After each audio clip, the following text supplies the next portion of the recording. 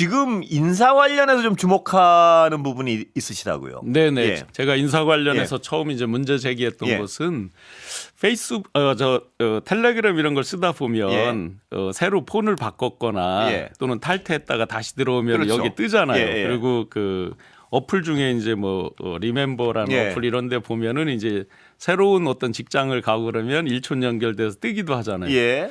근데 그 12월 3일 내란 비상계엄 이후에 새로운 분들이 계속 올라오는 거예요. 저랑 인연 맺어서 이제 대통령실에 근무했거나 정부 산하기관 이런 데 근무한 분들이 이제 많을 거 아니에요. 캠프에 있던 분들이.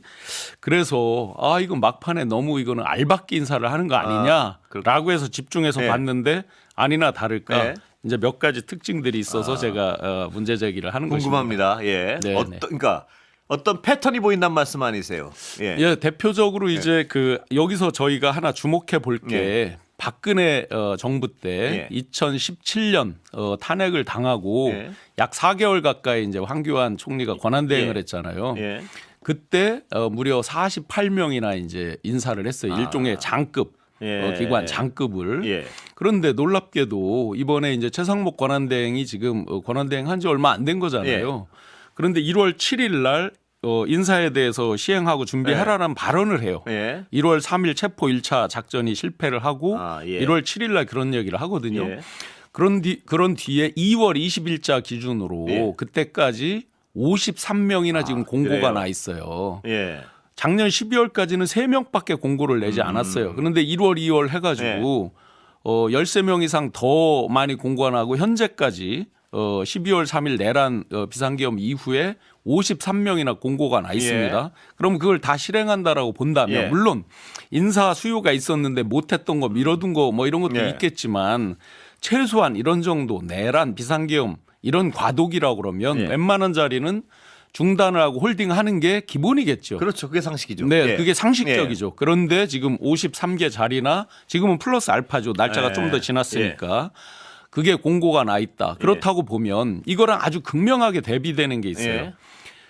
노무현 대통령 그 탄핵해서 정지된 기간에 고건 총리가 대행을 할 때는 딱 4자리만 임명하고 나머지는 안 했어요. 정말 어쩔 수 없는 것만 했다. 한전사정 뭐 이런 것만 했어요. 주요 공기업 중에 도저히 안 할 수 없는 거 몇 개만 하고 다 연기를 했거든요. 그런데 이번에는 마치 예를 들어 경찰 인사에서 봤듯이 피의자로 전환될 가능성이 있는 사람들도 막 해버리잖아요. 그러면서 이건 마지막 알박기 아니냐라는 의혹을 자기들이 사는 거다. 근데 이게 왜 중요하냐면 딱 한 가지 중요한 게 있습니다. 예를 들어서 내란, 비상계엄 이런 거에 대한 감추는 부분이 있을 수 있지만 그보다 더 중요한 게 예를 들어 조기 대선이 와서 새로운 정부가 들어서도 이건 일종의 블랙리스트를 양산할 걸 예정하고 있는 거죠. 예를 들어서 내란 이런 거에 가담됐거나 또는 그런 걸 감추거나 하는 사람이 있다면 그런 사람을 안 바꿀 수 없을 거 아니에요. 그렇죠. 그런데 임기들이 다 있지 않습니까? 특히 2+1 이런 식으로 이제 공공기관이나 정부 공기업 이런 데들은 2년 더하기 1년 뭐 이런 게 많잖아요. 계약 기간이 정해져 있잖아요. 그 안에 만약에 새로운 어떤 정부가 들어와서 이 사람은 이러이러한 거랑 뭐가 관련이 있어. 교체를 해야 되겠네 했을 때 나를 탄압한다. 그런 명분을 삼기 위해서 알박기라고 있다 이 말씀이시죠? 그럴 수 있죠. 그리고 경찰은 걱정인 게 그 어떤 피의자 전환될 수 있는 사람을 거기다 알박기를 해놓으면 수사의 주체가 될 수 있는 거 아닙니까? 그렇죠. 함부로 예를 들어서 이제 보직을 바꾼다 했을 때 굉장히 뭐 대언론 플레이 같은 걸 통해서 나를 지난 정권은 사람이라고 그래서 핍박한다라든지 전혀 엉뚱하게 해요. 그게 아닌데도 불구하고 피의자 전환 내지는 그런 의심이 있는 사람에 대해서 인사조치를 한다고 했을 때 그런 것들에 대해서 거의 함부로 못하게 하는 엉뚱한 현상이 생길 수 있는 이게 비유가 일제시대 친일파 경찰들이 남아서 어떤 독립운동가 수사하는 상황이 될 수도 있는 거의 지금 정확한 비유죠. 그래서 저희가 친일 잔재를 거의 청산할 수 없는 그러면 이거 내란에 관련돼서 지금 이제 대표적으로 이름이 알려진 게 이제 서울청장 이런 부분이지만 그 외에도 이번 경찰 인사를 보면 그런 게 굉장히 많고 대단히 걱정스러운 상황이군요. 경찰 인사 말고도 많이 주목해서 보지 않는데 예를 들어서 뭐 지금 대표적으로 문화부께 최근 뉴스에 많이 나왔지만 예를 들어 고용부 고용부 같은 경우는 이제 장관이 누굽니까? 그 지금 뭐 대권 후보로 거론이 어쨌든 되고 있잖아요. 이런 데서 전혀 직무랑 관계없는 분을 12월 비상계엄 내란 이후에 임명을 하고 산자부 이런 데서도 또 중요한 자리에 전직 국민의힘 국회의원분들을 임명을 했어요. 예.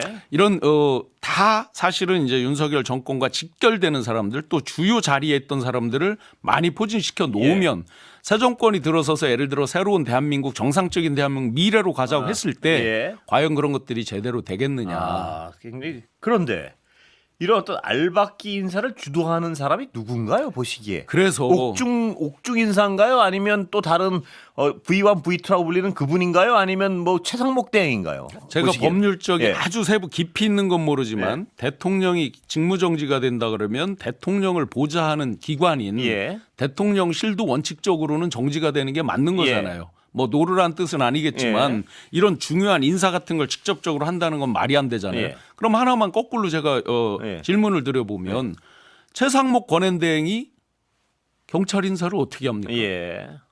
과연 그러면 예를 들어서 행안부에서 경찰국 등등에 해서 이제 취합해서 보고를 한다 치고 그동안 얼마나 기재부 장관 경제부 총리 한 거잖아요. 경찰 인사에 대해서 종합적으로 어떤 대통령의 지위 있는 것처럼 잘 알지를 못하잖아요. 그런데 이렇게 급격하게 많은 사람들을 갑자기 이상한 세간의 어떤 오비락이라고 하기에는 너무나 오얏나무 밑에서 갓근을 고쳐맨다고 느끼기에는 너무나 의도적이고 고의적으로 고쳐매는 듯한 이런 인사를 이렇게 집중적으로 많이 할 수 있느냐. 그렇다면 최상목 권한대행은 아닐 것이다라는 거잖아요. 본인도 뭐라고 답을 했냐면 국회에서 예를 들어 박현수 서울청장에 대해서 이러이러한 혐의가 있는 걸 아느냐? 라고 했을 때 본인이 모른다고 그랬잖아요.